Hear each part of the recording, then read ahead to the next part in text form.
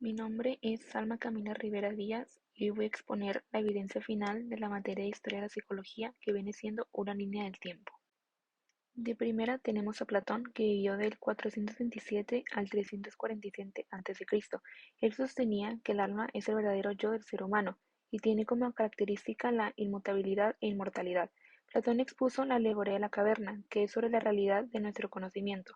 Platón crea el mito de la caverna, para mostrar en el sentido figurativo que nos encontramos encadenados dentro de una caverna, haciendo referencia hacia nuestro pensamiento, desde que nacemos y cómo las sombras que vemos reflejadas en la pared componen aquello que consideramos real. Después tenemos a Hipócrates. Él exponía la teoría de los cuatro humores, y esa teoría expresa que el cuerpo humano se compone de cuatro sustancias básicas conocidas como humores, las cuales deben mantenerse en un perfecto equilibrio para evitar enfermedades, las cuales son flemático, sanguíneo, colérico y melancólico. Por tercero tenemos a Aristóteles, que vivió del 384 a 322 a.C., otra figura griega fundamental en la historia de la psicología. Él exponía algo que se llama empirismo aristotélico y decía que todo el conocimiento proviene de los sentidos y de la experiencia.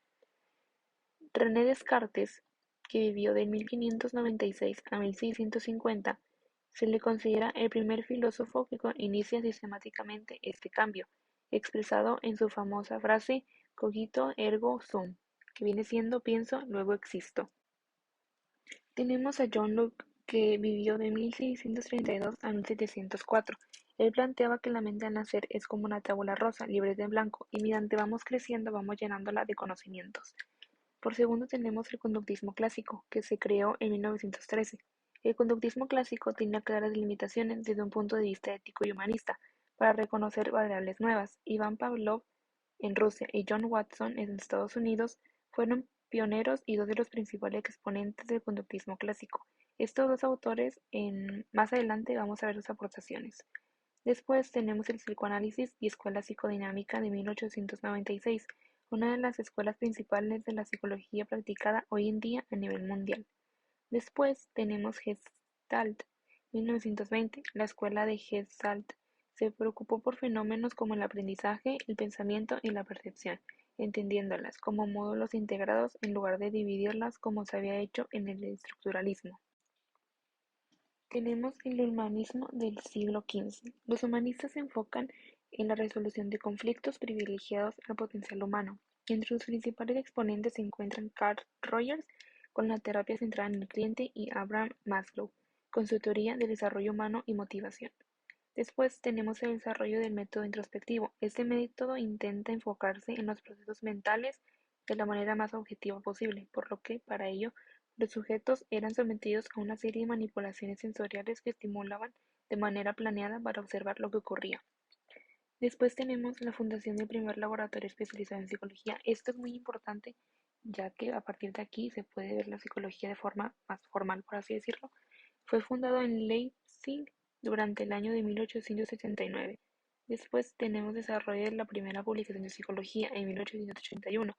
Fundó la primera revista científica de psicología. Aunque se le quería nombrar como estudios psicológicos, no fue posible, ya que ya existía una que se llamaba así. Tenemos la escala de inteligencia de Binet-Simon de 1904. Fue la primera escala formal de medición de la inteligencia. Esta escala evaluaba aspectos tanto sensoriales como problemas relacionados con el razonamiento y la solución de problemas con gran contenido verbal. También tenemos la interpretación de los sueños, de 1899. Es un libro publicado por Sigmund Freud. Después tenemos Estudios sobre la histeria, de 1895, que también es un libro publicado por Sigmund Freud, y ambos son libros que revolucionaron lo que se conocía hasta ese entonces. Después, La sexualidad en la etiología de la neurosis, de 1895. Freud afirma que la etiología de la psiconeurosis se continúa apoyando en dos puntos: la sexualidad y el infantilismo. Tenemos lo que son las instancias psíquicas trascendentales, el yo, el ello y el superyo, de 1923, obra que expuso Sigmund Freud. El yo aparece muy temprano en la obra de Freud, el cual es una parte del ello deformada por la realidad, es decir, es la instancia psíquica que hace un cierto contacto con la realidad y que permite la interacción con la misma. El ello, que es el lugar donde se alojan nuestros deseos. Prácticamente esta teoría es de cómo funciona nuestro conocimiento. Después tenemos la escuela psicoanalítica de 1896, clásica u ortodoxa, inglesa, francesa y americana o del yo. Después tenemos esta persona llamada Burroughs Frederick Skinner, de 1904 a 1990. Fue un gran influyente en la psicología experimental. Sus aportaciones del conductismo radical buscaban establecer la conducta como el eje central del estudio en la psicología. Después tenemos a John Brightmus Watson. Junto a Iván Pavlov, fue uno de los personajes importantes del conocimiento clásico y fue clave para el desarrollo posterior del conocimiento operante que se hizo famoso gracias a B. F. Skinner. Tanto el condicionamiento clásico como el condicionamiento operante o instrumental forman parte del conductismo, una de las corrientes más destacadas de la psicología. Tenemos a Edward Lee Thorndike. Fue profesor de psicología durante más de 30 años en el Teachers College de Columbia, Estados Unidos. Lo que más atrajo su interés fue la teoría del aprendizaje, y se cuenta entre los importantes precursores del conductismo. Estudió principalmente el comportamiento animal. Después tenemos a Iván Petrovich Pavlov, ya que sus aportaciones dieron origen al condicionamiento clásico. Es un principal exponente de lo antes mencionado. Después está la psicología cognitiva de 1967. El término psicología cognitiva comenzó a afianzarse y popularizarse a partir del libro de Ulrich Neisser. En esta última diapositiva tenemos lo que es la teoría lingüística de Chomsky de 1955. Chomsky propone que el conocimiento de una lengua reside en un sistema cognitivo. Del mismo modo, propone un lenguaje interno que contrasta con la idea de un lenguaje externo. Después está Ulrich Neisser, de 1998 al 2012. Fue un estudioso de los procesos de la memoria en la cognición.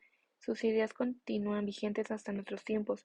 Sus más renombrados aportes son en el campo de la comprensión de la memoria humana, donde mencionaba que la memoria es una reconstrucción de los hechos y no una fotografía instantánea como se creía.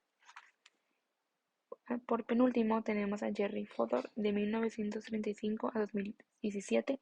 Es el creador de la teoría de la modularidad de la mente, la cual menciona que la mente se divide en comportamientos como funciones específicas. Además, es padre del funcionalismo.